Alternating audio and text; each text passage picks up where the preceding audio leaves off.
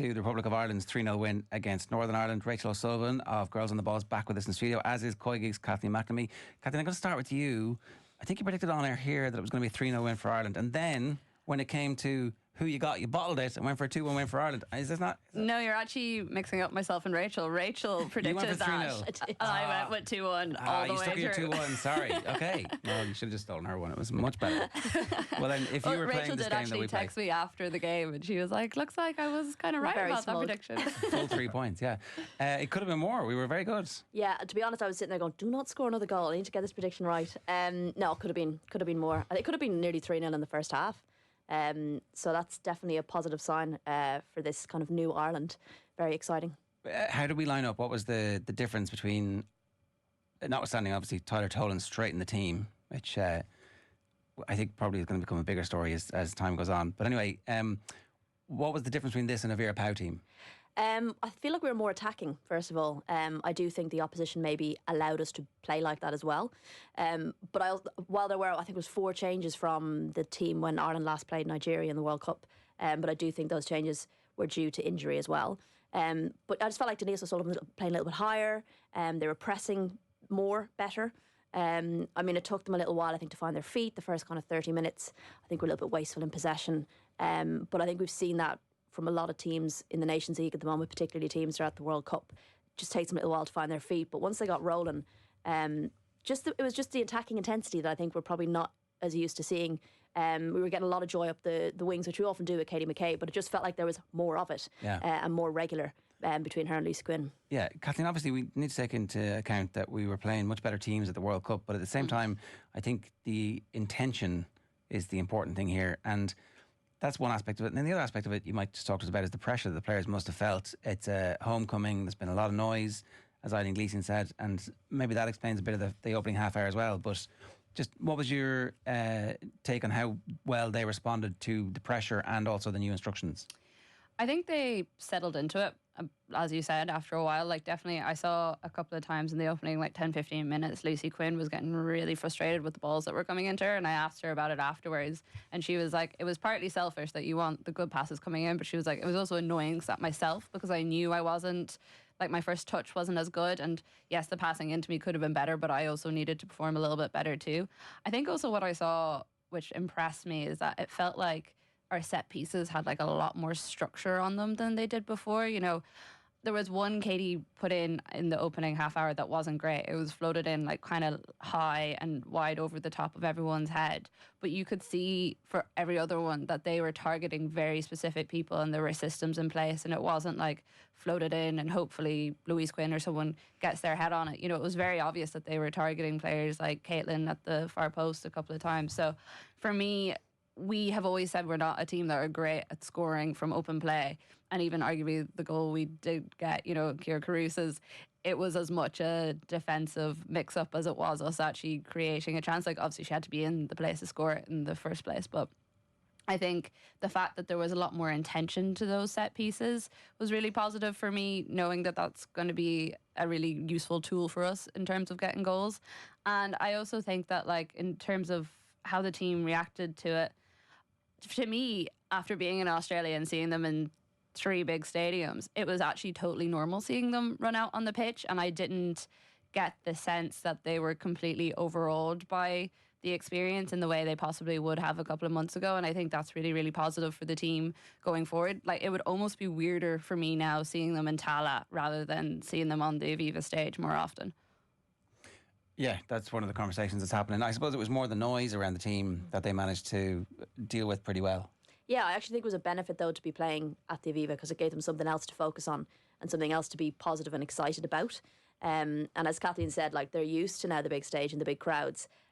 So I feel like that was what the focus was. The focus was on the positivity, the excitement, the fresh kind of new beginnings. And I think, yeah, we saw that once the game got going, once they got into it after 30 minutes or so.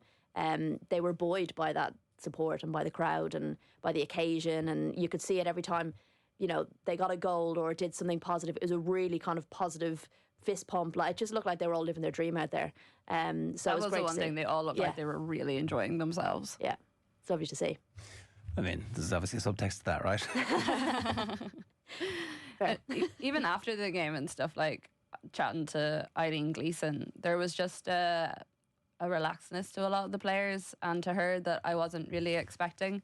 They all seemed to have been quite positive about what they played. Like Eileen Gleeson was talking about the different tactics and the formations that they'd worked through, and obviously it's a little bit different bringing in players like Tyler Toland and Caitlin Hayes. Like Caitlin Hayes has had a week to adjust to this team, and I thought she was easily could have been player of the match with how she played.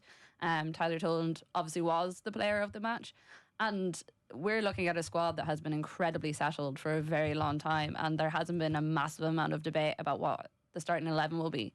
One or two positions, maybe you would say, were up for grabs at different stages, or if there was an injury, but by and large it's been quite settled. And I think the fact that it was changed up a bit and the fact that the whole team reacted to that was also a good sign of things to come, because we do need those players coming in. You know, our backline is getting on a little bit and we need younger players like Caitlin Hayes coming in, who, like, even though she's 27, 28, I think. Just turned 28, Yeah, she has that maturity, but also she still has a few years in her, so that whenever we're bringing through the even younger players, there's still that chain of succession and also experience there, which I think is really important. You also have to factor in as well, it was a Nations League match. It was a must-win game. It was probably going to be the toughest game in the group, and a derby's always kind of a sticky situation. I think we talked about it the last time, was should they be topping this group? And this was going to be probably the toughest match. So there's that added element to it as well. And I think the way they brushed aside Northern Ireland is hugely positive. The fact that Albania and Hungary drew, meaning they're both only on the 1 point, they share the points, is another positive for Ireland as well. So there was a lot of layers to that match, I think, and I think they handled it really well.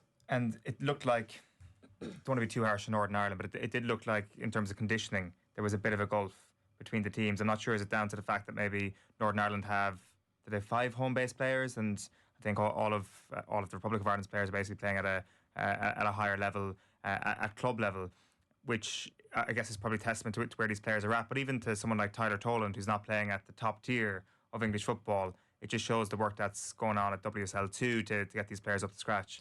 What I thought was interesting, actually, I thought Northern Ireland looked more match fit in the first kind of 20 minutes or so in terms of their sharpness and their passing, because it just looked like Ireland hadn't played together for a while, and a lot of them were out of season, if you like. A lot of them hadn't necessarily started. So I think from that perspective, they looked a bit more comfortable under pressure, a bit more comfortable on the ball. But once Ireland kind of found their feet, that just faded. They couldn't kind of maintain that. And I think, that is testament to the fact that a lot of them wouldn't be playing professional football right now. And I think that's something I think Tanya Oxby would be keen to maybe address where she can. Obviously, with her links to the WSL, I'm sure she'll be hoping she can get a few more players playing professionally, because we've seen what that can do to a squad once you've got more players doing that. There's a big opportunity for this group to make a quantum leap forward now, and that's really what the challenge is. So do we feel like we saw the coaching ticket of the future, or was the performance, because it was such a good performance, and everybody, as you say, seems so happy, and there's a real feel-good factor to it. You can see the FAI going, right, that looks like it's okay, we've got this other thing over here which we need to also worry about. Well, I think Karen Duggan made a really good point on this on the podcast on Koi Gig on Friday when we were talking about it, and she was like, can absolutely see Eileen Gleeson staying on as manager and think she's built like a really interesting background team there. But do we want to lose her from that director of women and girls football role? Because she lives and breathes Irish football, and what she's doing from a grassroots level all the way up is really, really important, and you need that sort of person in that role. So like, I think there's going to be a massive conundrum to a certain extent for the FAI to stand back and say, if they offer her the role or think that, she should take it on further, they also have to consider losing her from that other position and who they bring in there that's going to maybe live and breathe it as much as she does.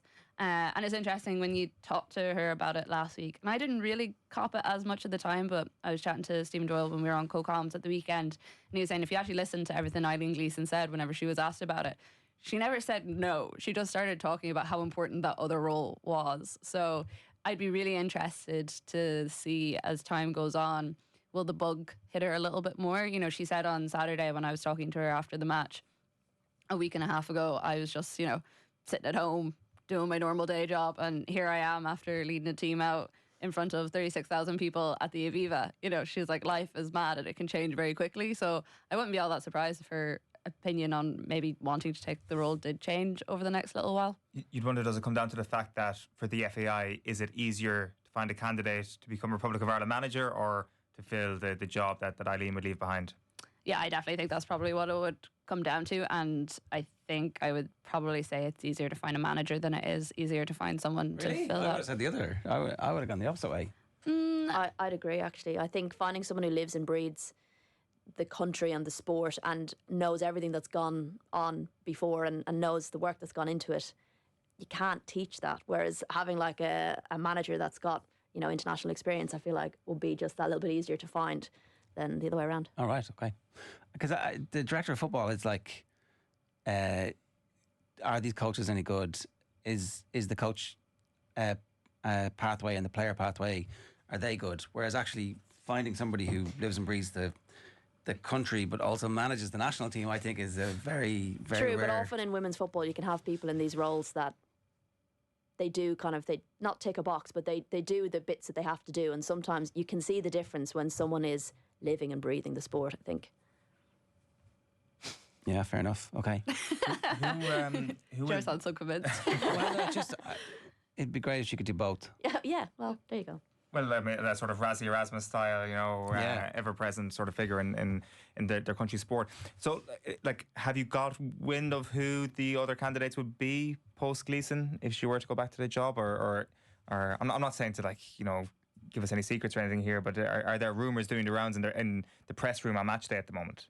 You tell me, Kathleen. It's not that I've heard, but I know there's a lot of managers currently available. There is a lot of managers currently available. I mean, I've heard a couple of names around the place, but it's also all been ones that I don't think are very likely. Like, there was talk at the start that Casey Stoney had been approached, and I was like, well, she's just moved her entire family over to the US, so I don't think that's going to happen. But mostly it seems to be ones kind of from the English setup and the Welsh setup that I've heard mentioned in association with it. But I feel like because of everything that's happened over the last while, I don't know how seriously they have started actually approaching candidates and getting serious responses. Like, I think the next international window is the start of December. The 1st of December is the next game.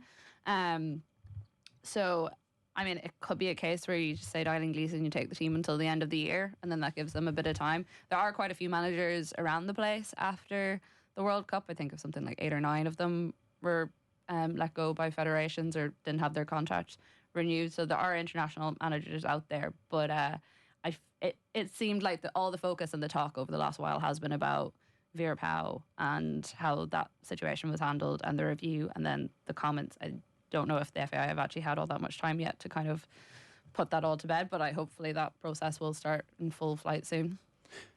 I guess given the nature of the Nations League as well, with the group that Ireland are in, it gives them, and we don't want to sound arrogant, but like it gives them a little bit more flexibility, I guess.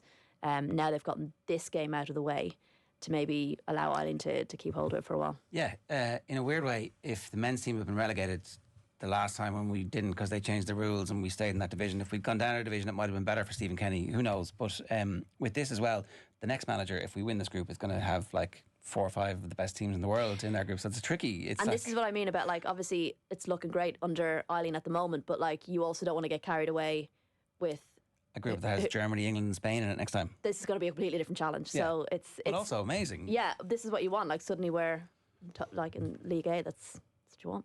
Yeah. Fingers crossed. And so I'm going to ask this question without telling you in advance. It's straightforward. Qualify, win the group, qualify for the top division. And do we then automatically get a playoff for the Euros, or do we get qualified? If it's the same as the men's, it's an automatic playoff. Right. So that's the least worst that we can do, and then there's still a group to go. Assuming you top your League B, yeah. I see lots of laughing here. What's the... Well, no, because Rachel and I were talking about this on Friday before we came on air, and just about like how complicated Trying to the whole avoid process any... is. Don't and bring how it up, much we whatever you hate do. Don't Do you ask not me. remember when this whole thing first was launched, like the Women's Nations League, and I had to go on air and explain it, and I had like notes and I had like diagrams, and I was like still couldn't understand it properly enough to explain it to people. But I did it on a podcast and thought I'd done a great job, and then I came out and was like, no, that was wrong. That bit was wrong. That wrong. Stop it. So. Yeah. I think that's been every single presenter on this show since the Nations League was officially come up with by UEFA. But I presume it's an automatic semi-final if they top this group Yeah, but for a look, playoff. like, I think the major thing out of this is like we have this group that we should top, we should get out of that. That's really important. But also, this is a really important time for this team as well to develop what it wants to be and develop players. So like we need to be giving the younger players a bit of an opportunity in these games, getting to see what they're like. I understand maybe on Saturday why that was less of a case, although I suppose arguably starting Tyler Tolan probably is saying a bit of that, but it's a good opportunity to see the likes of, Whelan, who's just come back into the squad after being out for a while, see a bit more of Abby Larkin, more Tyler Tolan, more like Caitlin Hayes, using that opportunity to get these players. And then once hopefully we are playing against the bigger teams and stuff, and we're attracting bigger teams here, we can have more days out like Saturday at the Aviva. Because like you're probably not going to sell out as many tickets for, I don't know, Albania and Ireland, but we want to be having like those Sweden matches in the Aviva again and developing the team that way too. So what do you think, Craig? Because we were having this conversation a little bit earlier on. There was definitely a sense after the match that the Aviva is the new home of the women's national team. But what you're saying is that there might be occasional times when they don't use the Aviva for games. I think for the matches that are coming this year, I think it'll be likely that they won't be at the Aviva. I think it's going to take them some time, but I 100% think that it should become more regular. Rachel and I were talking earlier about the way Arsenal have done it with the Emirates. Every year they're steadily adding more and more matches, and they're getting like bigger and bigger attendances, but also they're marketing it really well and they're selling it really well to people. And I think we need to make sure we're doing that. I can understand, I think some of the times of the games as well that are coming up maybe aren't great for encouraging people that should be there, but we need to be planning these big games, like whether it's friendlies or if it's the full-on internationals that matter for qualification. We need to be looking ahead and saying, okay, what can we do? Like that France game that was in Tala, 100% should have been in the Aviva. I don't, I was having a discussion this morning with Karen on the Koi Gig pod, which is out now if anyone wants to listen to it, but she was saying, but we should sell out Tala first. And I was like, we just sold 36,000 tickets for the Aviva. Like, if we're 500 tickets off Tala, it doesn't matter in the same way anymore, because we know we can do this and we need to get ourselves out of that headspace. And also, this team has just proven, I know the World Cup wasn't what we wanted, but we can play on the bigger pitches. The issue wasn't bigger pitches when we were playing in Australia. The issue on the bigger pitch wasn't an issue for us on Saturday. It was a bit of a issue for Northern Ireland and the bigger stadium. So we need positivity, I think, going into this. To me, it was fine. It would be unusual seeing the team in Tala again. They belong on that bigger stage now for me. Right, so we're nearly out of time, but what do you think? 100% agree. I think, should they top this group, the first thing the FAI should do is to announce what games are going to be played in the Aviva in the following kind of part of the year, the following part of the Nations League. There's a huge amount of marketing that needs to go into it. I think sometimes clubs, we see it in the WSL, think if we put them in the big stadium, the people will come. There needs to be marketing behind it. But equally, what you were saying about Tala, oftentimes the clubs or the grounds that they normally play in are not that easy to get to, so you won't always fill them out, and I think having that idea in our head that we can't do this until we fill this out just puts unnecessary limits on us. I think, like you say, selling nearly 5 times the top crowd is 7,000 or something, 7,500. You're getting nearly 5 times that at the Aviva. Yeah, it was great, and it was really easy for people to get tickets, and the ticket pricing was excellent. And the atmosphere around it was great. If you go to Tala, you can't really hang out with other supporters before the game because there isn't really just the space to do it. Whereas walking up to the Aviva, there was people out having a pint before a game, or there was kids sitting along the road, eating their snacks and waving their flags and having a great time. You don't really get that in Tala. You don't get that sense of togetherness and energy around it. So I think it can only be a positive. All right. Rachel, good stuff. Thanks a million for joining us in studio. Kathleen, as you said, Koi Gig is up across all our platforms and available for download right now.